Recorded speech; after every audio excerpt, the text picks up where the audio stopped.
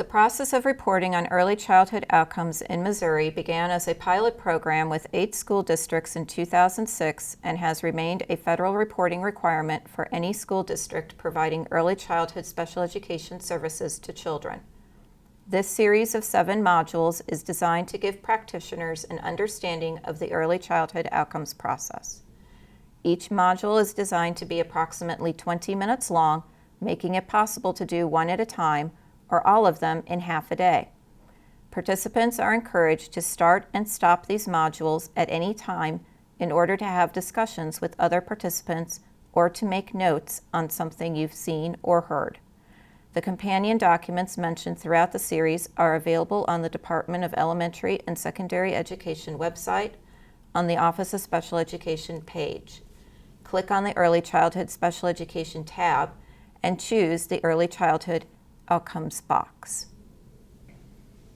The objectives of this module series include providing districts with an understanding of why outcome data is collected, defining the 3 outcome areas, providing districts with an understanding of the differences between discrete skills and looking at those skills from the lens of functional abilities, identifying the 3 sources of information that should be used to collect ECHO information, providing districts with an understanding of the process for collecting information, determining a rating, and reporting that rating, and providing districts with an understanding of how to use their outcomes data for program improvements. For many programs across the state, the process of determining ECHO rating is simply something we have to do when the child enters our early childhood special education program and something we have to do when they leave. In this first module, we will explore the why behind collecting early childhood outcome data. In this module, participants will understand the overall purpose of outcomes in the early childhood world, the federal reporting requirements and why they are important, the actual and potential uses of this data, and where your district's outcome data is available to view both district personnel and the general public. The requirement for data on child outcomes was part of a major shift in accountability for public programs back in the early 2000s. For many years, public programs, including early intervention and preschool special education, reported data to funders and taxpayers on things like how many children receive services or how many hours of service they received. These data are important, but they don't show whether programs are making a difference. For that, we need outcomes data. An outcome is defined as an end result. For early intervention and preschool special education, an outcome would be how a child or family is doing at the beginning, during, and at the end of participation in a program. Because children continually acquire new skills, they experience a series of outcomes over time. An outcome is not the number or type of services children receive, but what children can do after receiving those services. No one has ever articulated what outcomes early intervention and preschool special education were trying to achieve, so stakeholders were convened to develop them.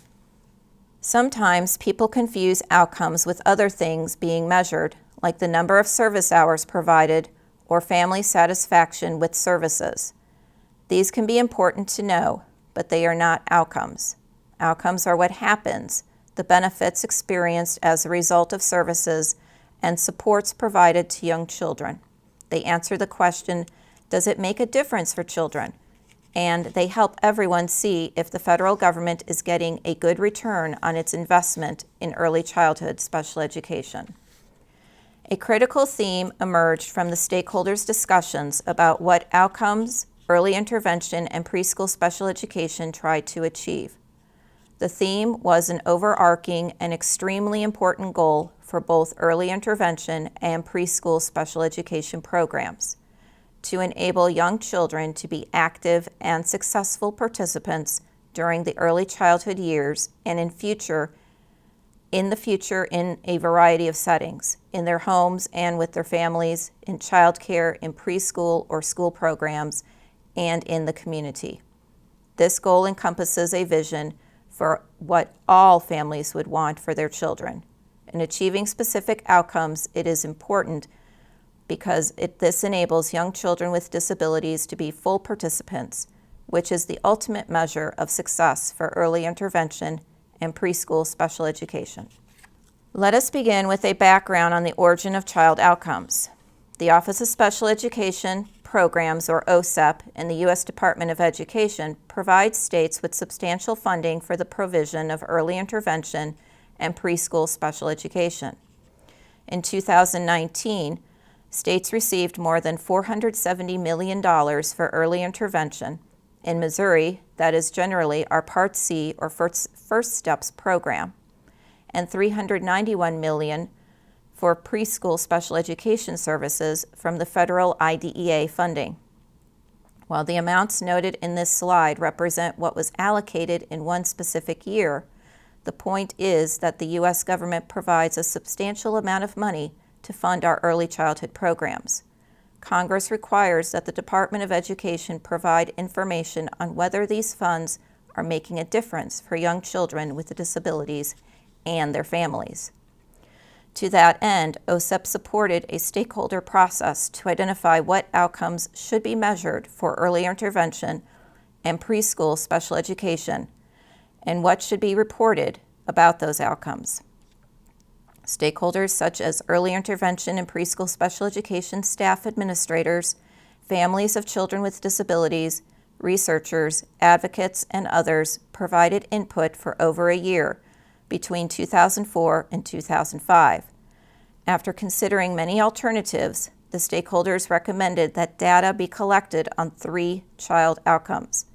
They also recommended that data be reported based on a number of categories of progress that children make in these outcomes. Some states use a 7-point category scale. In Missouri, we have chosen to use a 5-point category scale, which will be presented in later modules. In the years between 2020 to 2022, it is estimated that Missouri will receive more than $6 million each year in special education preschool grants. That federal grant helps support early childhood special education services across the state. That money is to be used for programs designed to assist preschool children with a range of delays and disabilities in achieving individualized developmental and functional goals. The Department of Elementary and Secondary Education disperses these funds to local school districts to support the delivery of services to children in our ECSE programs. As we have all been told many times, there are no free rides. So in exchange for these and other federal dollars received for our K-12 programs, we agreed to do a number of things. We agreed to make a free appropriate public education, otherwise known as FAPE, available to all eligible children. We also agreed to develop and implement an IEP for each child who is identified and served. We are to provide those services in the least restrictive environment and to protect the rights and procedural safeguards of the children and families who are served. In addition, we as a state agreed to monitor programs for both fiscal and procedural compliance. The early childhood outcomes data is a part of this last provision. We also must agree to provide all data requested to the U.S. Department of Education. That data comes in several forms, which we will review in the next slide. As mentioned in the previous slide, one of the things states agreed to do in exchange for receiving federal funds for their ECSE programs is to provide requested data to the federal government. That data goes beyond just how many kids were served and for how long.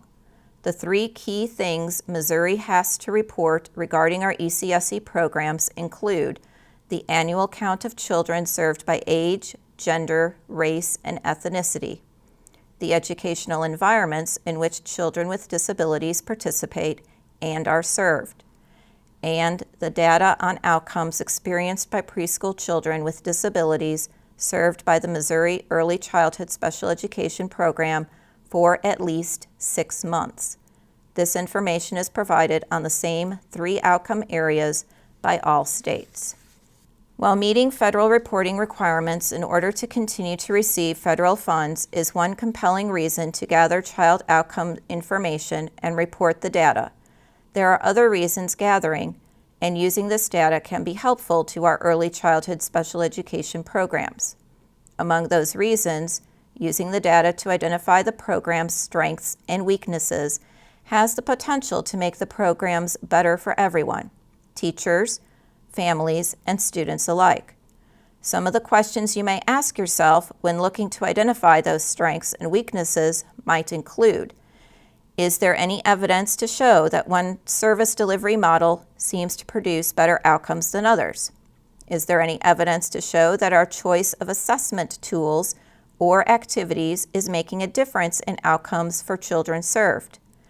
What outcome areas have we noted might need some additional support or intentional planning?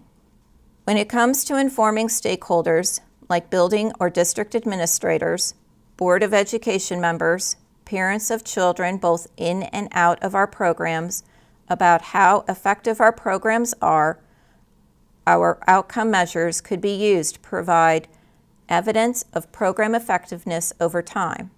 Some questions to ask might be: over the last 5 years, have we seen entry and exit ratings changing? And if so, what has happened that may have affected that change? Are we seeing children exit our programs who are getting closer and closer to meeting the expectations we have of same-aged peers at the kindergarten entrance level? Are children showing more improvement from entry to exit rating than in previous years? In Missouri, our state legislature appropriates a generous amount of state dollars to support our ECSE programs. Our outcome data is an excellent way to highlight how the dollars they appropriate are put to good use. Some of the questions already posed could be used to help in our justification for continued high-level funding in the future. And as noted already, another of the reasons we collect and report this data is to meet federal reporting requirements. Hopefully you are starting to see that reporting these outcomes should not just be a hoop to jump through because it's required. There are numerous other important and valid reasons to understand the outcomes areas, understand how to give valid, reliable ratings, and then to use this information when making decisions about our programs. The Center for IDEA Early Childhood Data Systems, known as the DAISY Center, has a document titled Critical Questions About Early Intervention and Early Childhood Special Education that may be helpful. It is listed on the resource slide at the end of this module. This report may be familiar to you. This is the primary way early childhood outcomes data is shared with districts and with stakeholders.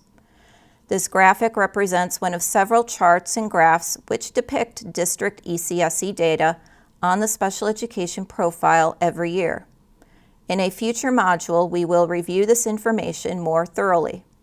If you'd like to view this information for your own district, you can find the entire profile on the DESE portal. This data is available to districts in both a public and secured format. Districts receive the secured information before it is released in a public version, so there is an opportunity to review and revise it if something has been reported in error. Based on the information you have heard so far, answer these reflection questions either with a colleague who may be doing this with you or by jotting down some notes for yourself. How would you explain why you document outcomes data to a colleague who is recently hired? How might you explain why you document outcomes data to a family member of a child in your program? As you explain this to them, consider what might happen if outcomes data gathered is either incomplete or is not accurate. We have reached the end of Module 1. In summary, participants should have gained information on the following points. In general, outcomes are the results of services and supports provided to children. The U.S. government, along with the state, supports early childhood special education services for children with disability in the form of grants. In order to justify the dollars spent, the federal government asks programs to supply information in the form of outcomes data. States and subsequently individual school systems gather and report this data. In Missouri, individual districts can access that data through the DESE website and have the potential to use that data to make decisions about their program in a variety of ways. In Module 2, the 3 ECHO areas will be explored, and information about how to look at what's happening in your programs to support those areas will be shared. The resources listed on this slide were used in preparation of this module.